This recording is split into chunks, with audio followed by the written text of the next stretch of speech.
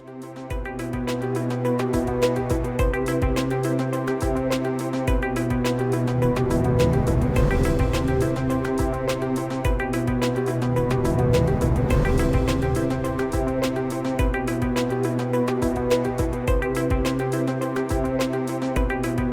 afternoon, elected members, ladies and gentlemen. As I was kindly introduced, my name is Kenny Mackenzie. I work with the City of Edinburgh Council Building Standards, which is the same as building control. And if you do know, I've heard people saying that you say you're building control and say, what? It's like planning. Well, aye, they know what you are. But when you say building standards, who? You say building control. Yeah, that's fine. So a bit confusing. So there'll be a lot of building standards this afternoon. There'll be a little bit of planning tagged on at the end. I don't like to start by making excuses, but I'm a building standards surveyor. I work in a planning department, and I know a little about planning, but I don't know an awful lot. And I'll go through their basics of their system. It was interesting hearing Paul speak there, because I've heard Paul speak many a time. And I sometimes find myself having two hats on because we have early local authority building standards in Scotland now, which is tying in a bit like LABC. And when you're at these meetings, it's very much pro local authority building control, but I also chair the RICS building control section in Scotland, and it's very much you've got to be neutral. And sometimes I forget who I'm with and say the wrong thing. So I hope I don't say the wrong thing today. Yes, the building standard system in Scotland, it's set up by the Scottish ministers at the Scottish Government. We have a built environment department, and then as part of that department, we have planning, architecture, and building standards, and that's the building standards division. The system is set up, we have an act. We have procedures, which is the main guts of the thing. We have the regulations, which is like the technical standards or your approved documents. Then we have forms that make sure we are all using the same forms. These forms tend to be all the same, but people do personalise them. They will put City of Edinburgh Council, Fife Council, whatever on them. And we have fees as well. And I think, like probably most of the other places, the fees are set by government. We can't really vary them, but they're based on a value of work. So it's what you accept of that value of work. So you can actually, in some respects, vary them. Also, if you've got staged applications, I'll speak about that a wee bit later, the fee can be either paid totally for the full value of the project up front, or you have the advantage of paying it up as such, and at each stage you can pay for that value of that work at that stage. The purpose of the building standards system is really to protect public interest. It's not intended to protect the client, and again it's probably similar to what we have here, but we're very much not the clerk of works. We're out there making sure that the health, safety and welfare of people around the building, I think as Anthony said this morning, it's the same in Scotland, and that's what we're out to protect. It's a preemptive system, so we actually approve plans hopefully first before the work starts. We're open to consultations, to pre-warrant discussion. Sometimes we do these years in advance. Sometimes we even do them not knowing that we're doing them for works that's coming into other authorities, but that happens. And then the idea is to check the work as it goes on. We carry out these inspections. And again, we're very much there to do the inspections that we wish to do, not always at the request of the client or the developer or the building owner. We tend to not turn away chances, but we're not going to go there every day and be their unpaid clerk of works or their surveyor or whatever. And ultimately, we're just verifying that they comply with the regulations. The Building Standards Division, as I said, is part of the Built Environment Group. They were the former Scottish Building Standards Agency, and if you actually Google to get the Scottish Technical Standards or find out about it, you can actually still Google SBSA. I think it comes second on the list after the Spanish Broadcasting Authority or something like that. But you still get it, and you'll get the technical standards, you'll get BSD coming under that. Their main function is obviously to create these standards, to create guidance documents. The Scottish ministers, they'll give views on their behalf to help verifiers make decisions. If we come to an impasse, we say it doesn't comply, developer, architect, whoever says, no, I think it does comply, and we just can't come to a middle ground. We can actually go in for a view, and the Building Standards Division will look at that, and they will give a decision on it, and then they print these views, so they're kept as a precedent. They charge sometimes, depending on the complexity of it. Other times they sometimes do it free of charge. They deal with the applications to relax standards, so somebody can apply for relaxation to them. They can apply to local authority for an alternative solution. They can say, look, we're going to try and go down this route. What do you think? But if it's that's on the guidance, but the main technical standard, if they're failing to meet that, something like all schools must have suppression systems. If you were doing a small extension on a school, you may not wish to put in a suppression system when the original school hasn't. And that was one of the standards that's been relaxed. And subsequently, in the last amendment of the standards, because there were so many relaxations on that fact, that they've actually now changed those regulations and changed that standard. It approves the verifiers. So at the moment in Scotland, the 32 local authorities are the verifiers. They're the people charged with carrying out the building standards process. And that's given for 5 years at a time. It also improves certifiers of construction design. And again, we'll speak about this, but there's not many. There's only a handful of people that are actually come forward to be approved under these schemes. I think they maybe thought there might have been more. As I said before, the local authorities in Scotland are the verifiers at present, but there is the facility for the private sector to be given verification status. It's in the Act, it's in the procedures. Just at the moment it hasn't happened. The NHBC have been lobbying for a long time, and I think the feeling was that they may have got verification status a couple of years ago when there was the last review, and the local authorities were granted that position again. But at the moment it hasn't happened. But I think there is a feeling that maybe house building similar to England and Wales may move across. I don't know, but there is a feeling it may happen. The Scottish Minister can also, under the BSD, become verifiers themselves. If they feel an authority is underperforming, they can either go in themselves, they could ask another authority to help them out, and I'll come on to that, how we work as groups now as well later, or they could use the private sector to go in and help out a verifier as well, and that has happened. Verifiers are not entitled to verify any application which they have an interest. That, I think, is similar to approved inspectors in England and Wales. But actually, we do. It's one of these things that we've been given a dispensation on, that if Edinburgh City Council, that I work for, was building a school, then in theory we couldn't approve it. And it just seemed illogical to ask people to be travelling in all the time, because there's obviously a lot of public sector expenditure in Edinburgh. So it didn't seem practical to us. So we went back to the BSD and we said, look, what if an independent council audits us every year? And I think that happened initially. And then now it just seems to be one of these situations where it's still in the procedure regulations, but it doesn't actually happen. We do deal with our own work. We've got to maintain a standards register, and we've got to record certain things on that as well that I'll come to later. A new verification performance framework was introduced in May 2012, and there was 3 core perspectives of that: professional expertise and technical processes, quality customer experience, operational and financial efficiency.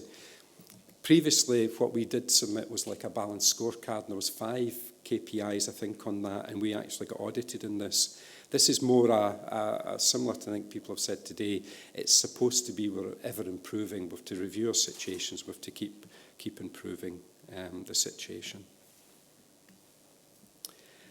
The approved certifiers are directly appointed for design or construction for a limited period. They're audited by their own parent body. They set up their own auditing system.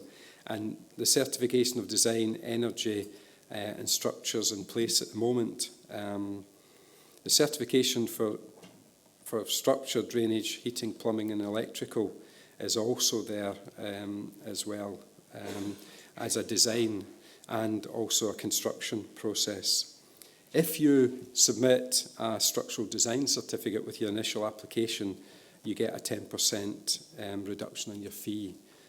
If that's submitted after the initial application, then you don't get that reduction. And there is a register, so when we are updating our technical register, then we can look on the BSD website and just make sure that the certificates that we've got, the reference numbers on them, tie up and they're correct. The Structural Engineering Registration Scheme is a scheme that's been set up with the Structural Engineering Institutes, and it's a self-certified process. When we get an application with a structural engineering design certificate, we can't question the calculation. Even if we thought there was a mistake made, we shouldn't. We probably would, but we shouldn't. We shouldn't question it. But we can actually question the amount of information we've been given to deal with the project, so we can just look at it, make sure it's consistent with the architect's plans. The sections of design, that can be offset at the initial stage. There can be contractor designed elements. There can be elements that there's further information to come forward, and they use Schedule 1 for that.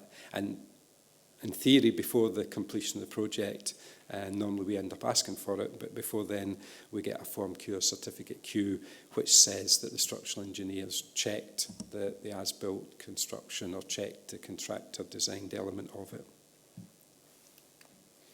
The other main self-certification part is on construction, and that's organised by the Scottish Electrical Contractors and the National Institute of, I never get that, NICIEC, Electrical Contractors as well.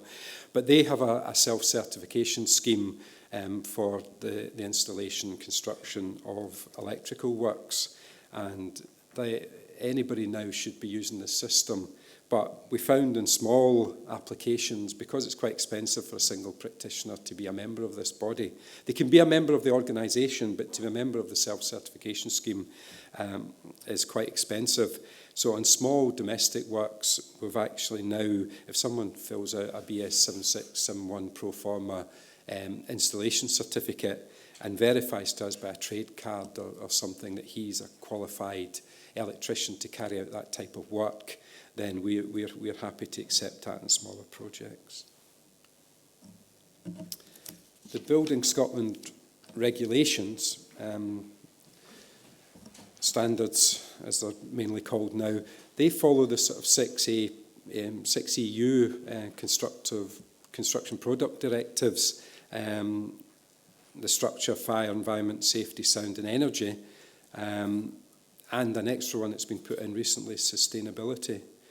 Now, I know Anthony was going on about energy, and I think in Scotland, we were meant to have had a big upgrade in the last amendments of the U values and sustainability things, but the government decided to put that back due to the economic climate, and I think they put it back 2 years, or maybe 1 year plus a review, and it might be 3 years even.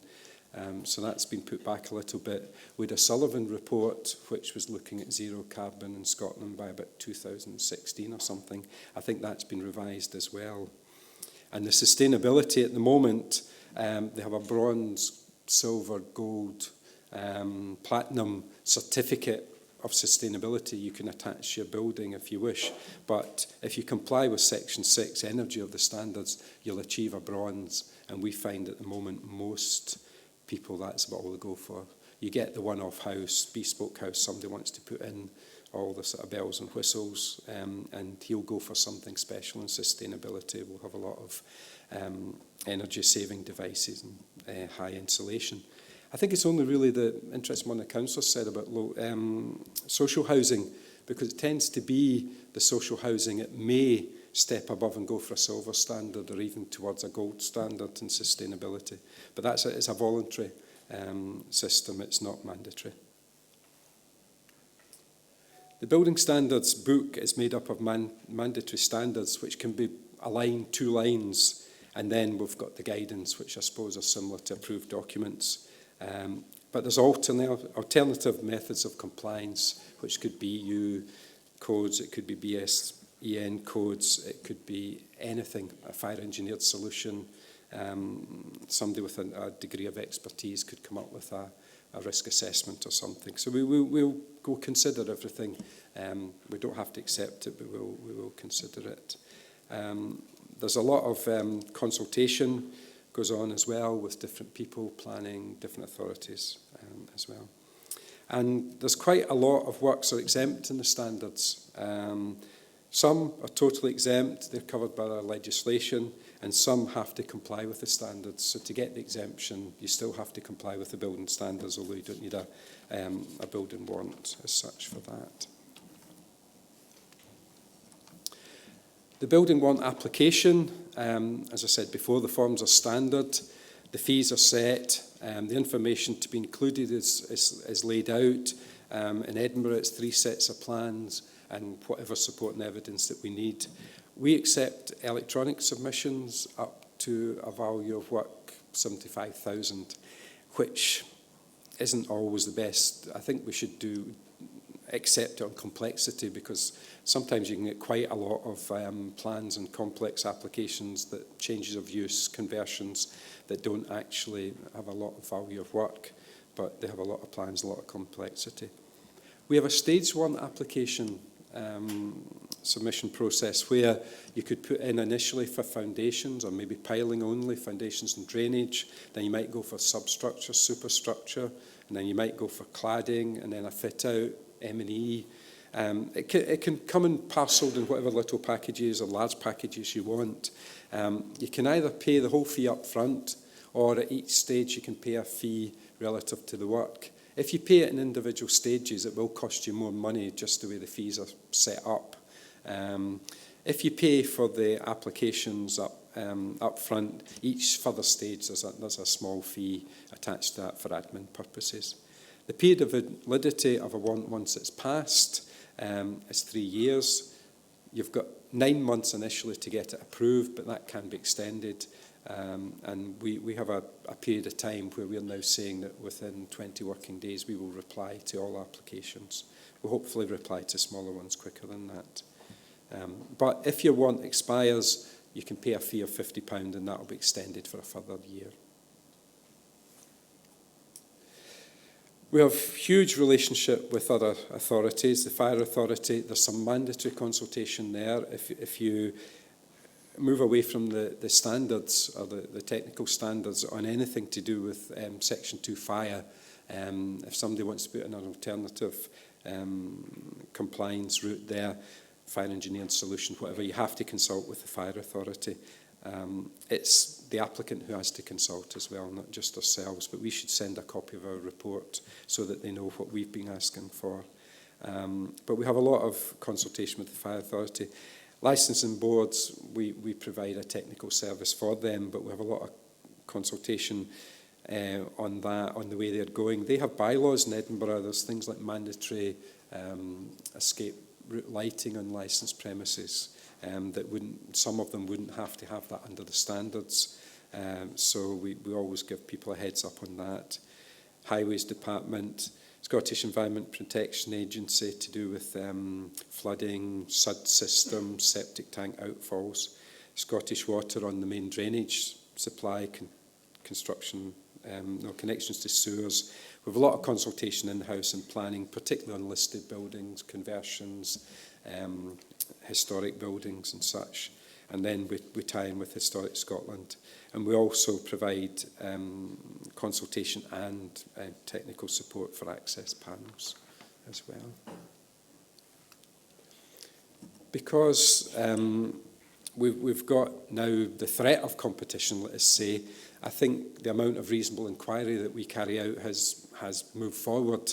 And just recently, through consultation with labs and the BSD, it was decided that perhaps not all authorities were carrying out as many inspections as they should.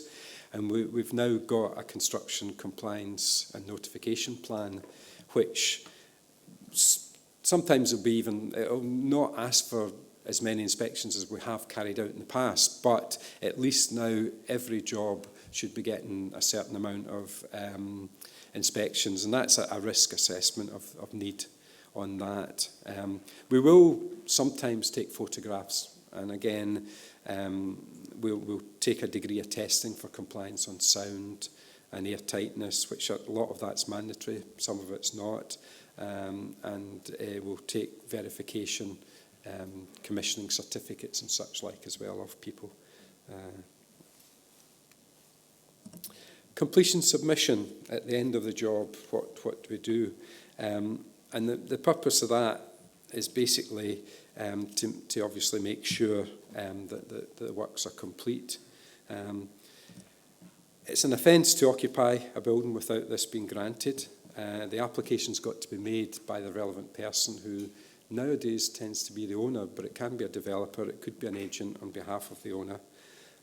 Sometimes work's done in phases, and we can give a temporary occupation for a part of the building. Sometimes we give a temporary occupation for the whole of the building when maybe there's amendment or warrant outstanding where the plans have differed. There's no failure on site, but we're just going through an administration process, or perhaps sometimes when there's some minor snagging items or finishings that wouldn't affect the health and safety of occupants of the building. We'll issue temporary certificates. There's also a late submission for a completion where there was no warrant, basically where there's been work carried out in ignorance or whatever by someone, and they've not realised that the work should have had a building warrant, so they've can now make a late submission. And at the end of the day, we end up asking for a little plan. We go out and do an inspection. We tell them what we want. We make sure it complies, and then they get the completion certificate. That's a new, something relatively new came in with the new Act, 2005. Prior to that, in the old 1959 Act, that didn't exist. But what a lot of authorities did do was, and we still actually do it, is like a property inspection service for them. If it's minor works that have been done, that's only discovered at the sale of a house, we will go out and we'll issue a letter. The solicitors tend to call them letters of comfort. It's an unfortunate name, but I think they've got the comfort that the house sale can go through.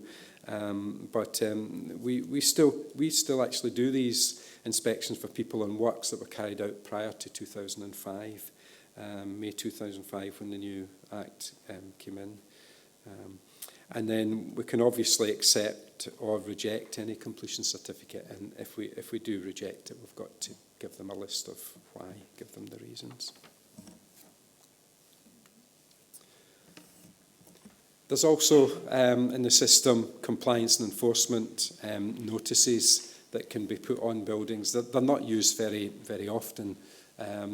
Compliance might be where, I think one of the areas when there was a few footballing disasters in England, or even Scotland perhaps, and we went round some of the football stadia in Scotland, particularly some of the smaller, found that they were very, very poor for fire after Bradford, say, or after Hillsborough. Perhaps they were maybe missing exits, and we actually forced them to upgrade the fire protection and upgrade the escape from these buildings, well, stands and stadia actually at that time. We can put continuing requirements on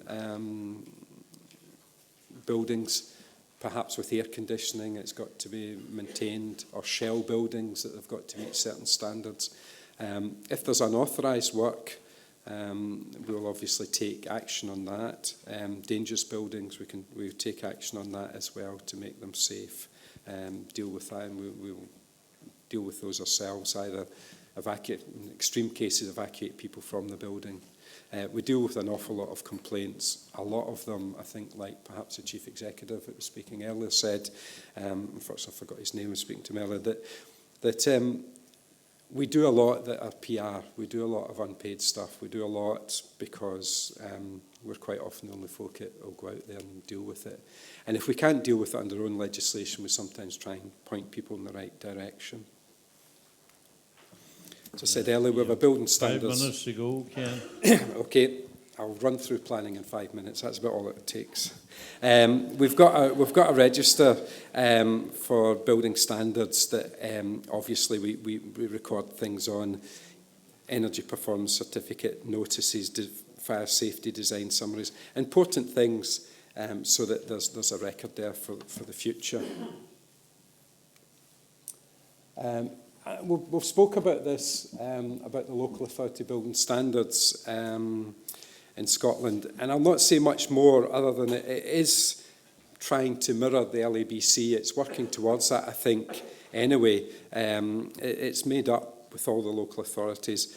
One of the things we do have is a consortia group, which I think is a bit similar to what you have with your groups here.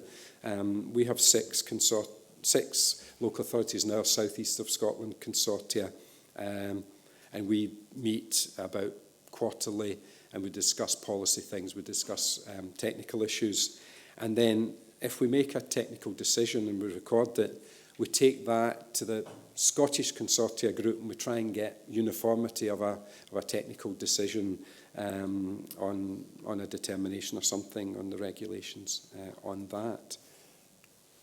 Quickly, we'll run through planning, which is quite similar to building standards in Scotland. It comes through the same built environment group. There's an act, there's legislation, there's guidance given by the government on that. The sort of modern planning, the way forward that they've seen in recent years is now to have more exempted buildings, particularly at the domestic sector, to have that. But they've got their groups as well. They've got policies, they've got planning advice notes, and they've got local guidance. So they may create guidance on size of dormer windows in a roof, so that the whole of Edinburgh, there's no argument, you can't have dormers more than a third of the roof space or something like that. So there's a general planning policy there that they have. They have development plans, which is like your structure plans, your larger plans for land use and for areas that comes under this S25 policy. I'll move on quickly. And then they have the local planning authority plans, and then they have their development plans for small sites and small specific areas. And it's prepared and approved. So people can easily come into local authority and they can have a look at these plans and they can say, right, that land's designated for housing or industrial, we want to build houses there. If they come in and say we want to build 100 houses on industrial land, it's right away going to be fighting a battle. But it's not to say that it may not get permission. The development management, it's just things that you do have to have planning consent for, but there's exclusions: agriculture, forestry. A lot of internal work doesn't need planning. Roads don't tend to need planning issues, which is similar to building standards as well, with civil work and different things where we've got exemptions.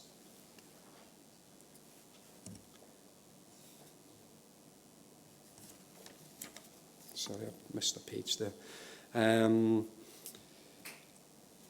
Article 4, I'll move on to more the specific things.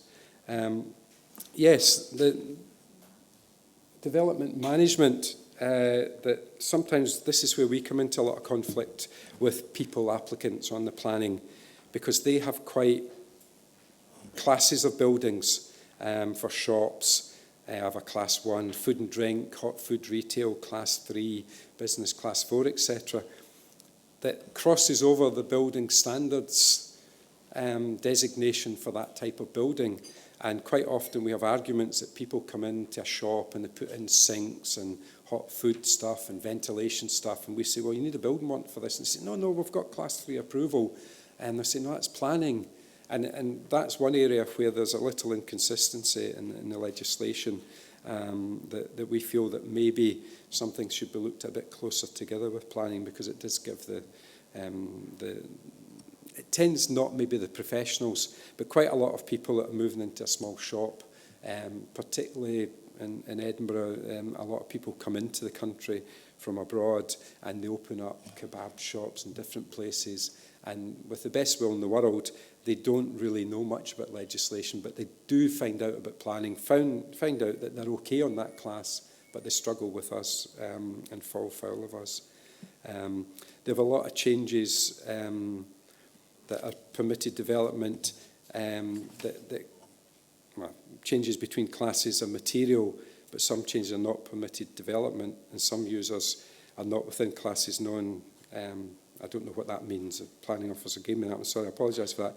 But they have situations where you can make a material change, and you do need permission because it's maybe an external thing, but you have others that you don't. But again, with building control, we've got conversions of buildings where there can be no change at all. It just might be a complete change of use, but it actually still has to apply for a building warrant. And again, these are areas where we clash a little bit working together.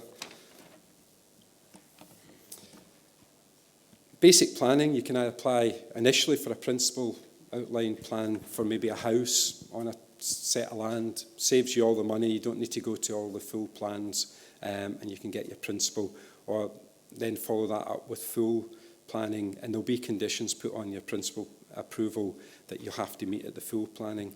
Quite often planning approvals have conditions on materials, samples have got to be brought in.